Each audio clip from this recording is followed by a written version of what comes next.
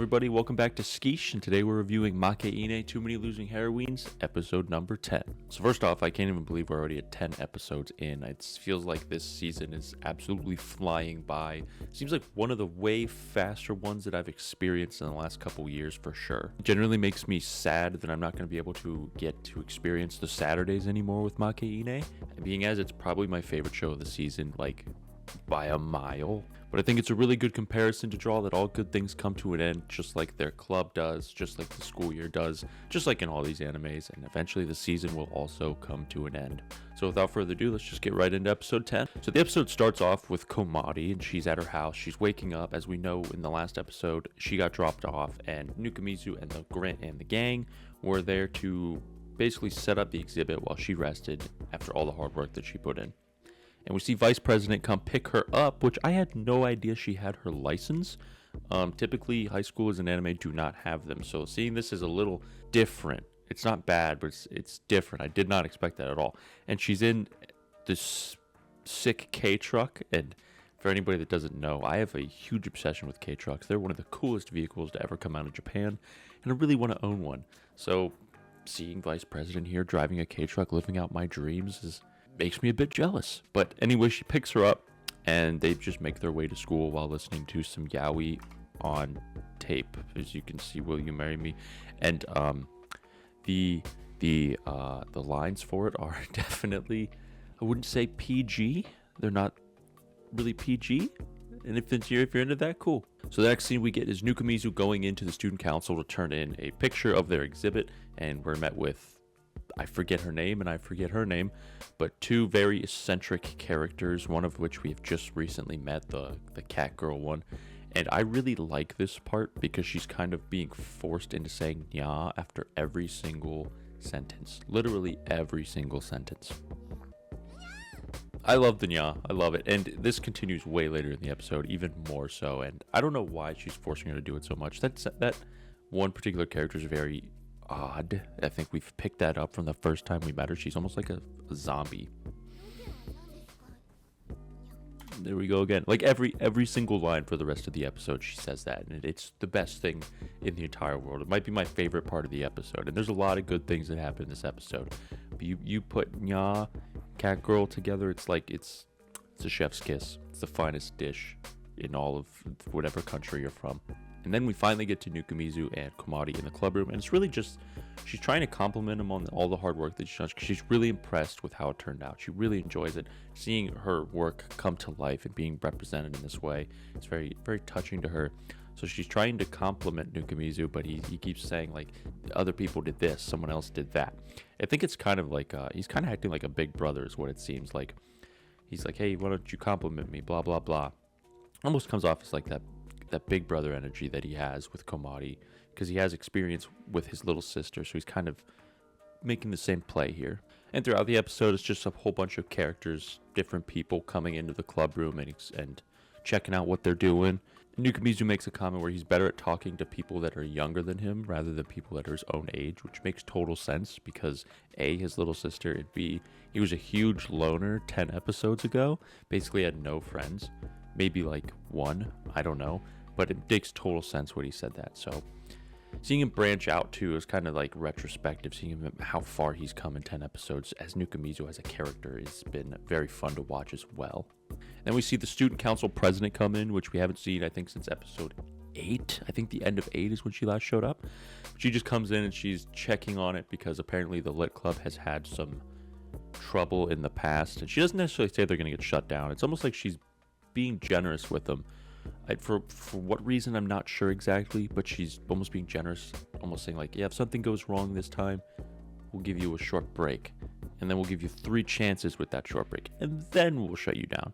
So I don't know really where that's coming from, but I thought it was interesting that she has sort of, or what seems to be a soft spot for the Lit Club. Also, I think I'm going to play every single nya in this scene just so you guys can get, just so you can hear it again, because if you're watching this, you've probably seen the episode. And what's worse than hearing more nyas? I mean, come on, it's not a bad thing.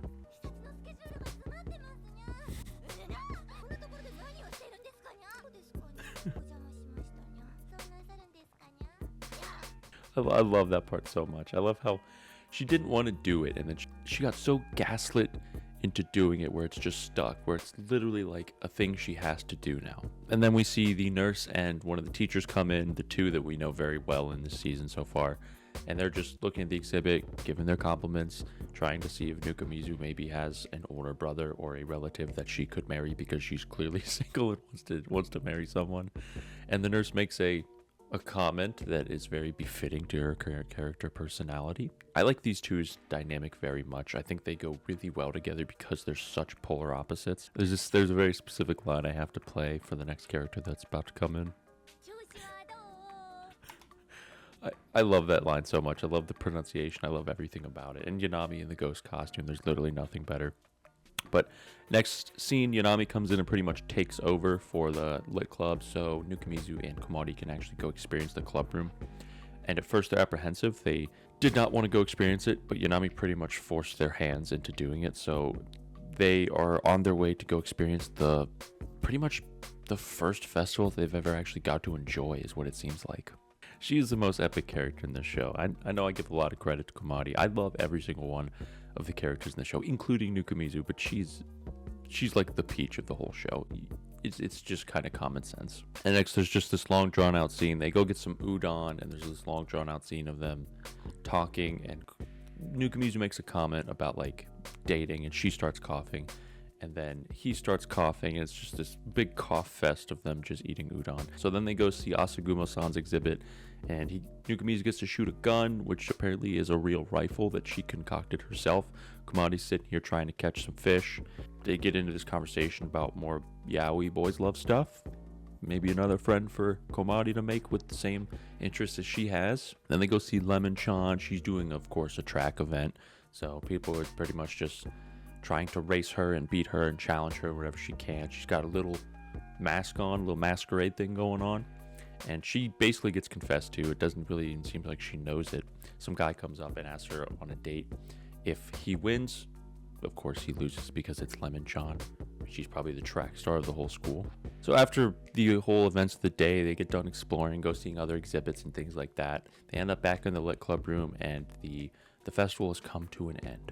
So the president's pretty much just giving a thank you speech. He couldn't have done it without anybody, and Komari doing such great work and such hard work, and everybody putting it together, coming together as a team, a club, and making his last festival a huge success, and one that they've never had the likes of which before. These types of scenes always get me pretty emotional, seeing the bonding and the camaraderie and relationships basically come to an end, because it seems in anime it's very common to not retain a friendship after either the club ends or the senpais graduate. And I kind of get those same feelings. This one kind of felt like K-On! To me, where it's like the club is over, and then the senpais have to leave the kohais behind. And I felt myself getting pretty emotional with this scene, I'm not going to lie. It wasn't the most emotional scene in the world, but it definitely had its parts to it where I was like, damn, that's touching. That's very touching. And then we see Vice President and Nukamizu out here talking, chatting it up a bit, and they're kind of going over what's happening inside the lit club right now. So pretty much the Vice President has purposefully let Komari have some alone time with the President, because she knows how she feels about it. She knows about the whole situation. She knew Komari liked him the whole time and whatnot, and she's just kind of letting her air out her final griefs and her final words to the President, because clearly things did not work out between the two like Komari had hoped, but she still very much cares for both of them, and she let Komari get some final words in and let her speak her final thoughts on everything. And I think that's very generous and wholesome of the Vice President to do, being as she is currently dating the guy that Komari, we'll use past tense here, had feelings for, because it seems like she's come to terms with everything, but that's a vulnerable situation to be in, and she's being a very forward and upright person about it, and I respect that a lot. Also, he pulls out what looks to be cigarettes, which 100% seem like cigarettes. The carton, the things coming out of them, she grabs them, and then she ends up taking a bite, so it's just candy cigarettes. But there's one scene where smoke literally comes out, so I was like, what's going on here?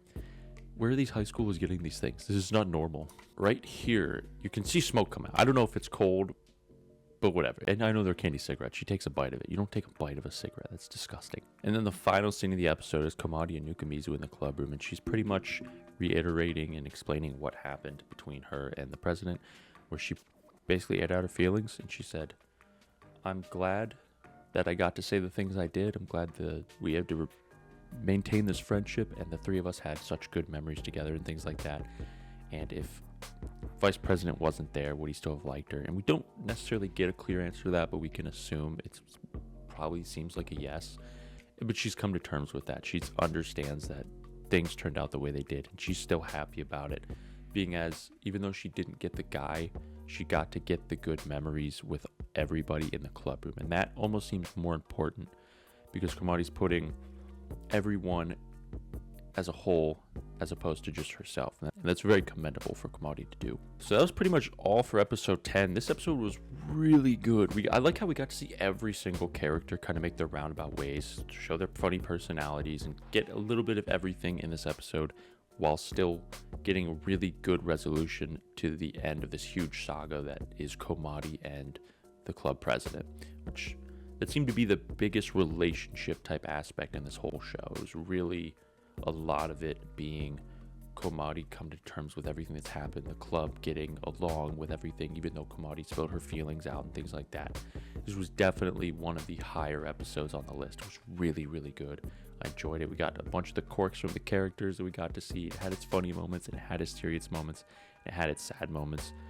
And that's what made the episode so good. It's what makes the show so good, because they balance these things out so well together. And nothing seems too quick, and nothing seems too drawn out. It's a very balanced show, and that's what makes it so good so far. So that's it for episode 10 review. I'm really sad to see the show coming to an end. We have 2 episodes left. It sucks when a season comes to an end, you know what I mean? It's really sad. I feel like Komadi and the club president's leaving when the animes are done. So that's all for the episode, guys. If you enjoyed anything, hit the like button, subscribe, and leave a comment down below on what you thought of episode 10 of Makeine. And we'll see you next week for episode 11.